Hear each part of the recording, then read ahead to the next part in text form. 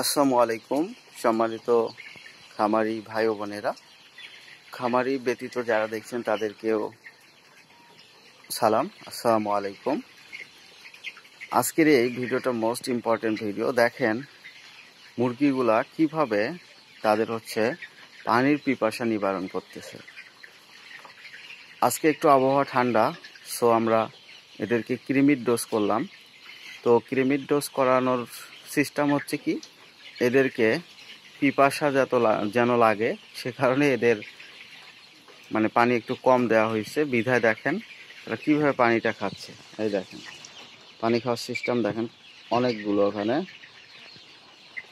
পানি খাচ্ছে, কিছু সংখ্যক সাইডে আছে, আর সবগুলো প্রায় 200 মুরগি হয়তো বা সাইডে আছে, প্রায় 800 মুরগি।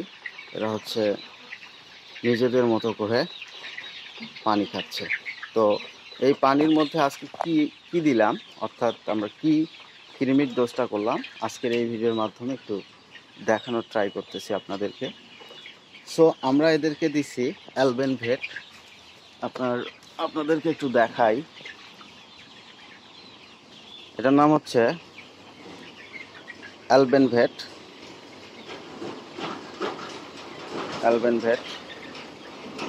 Albendazole 10% oral suspension.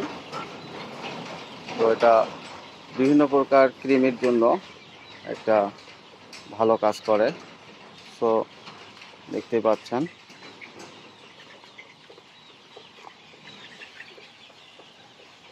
$280 গায়ের মূল্য।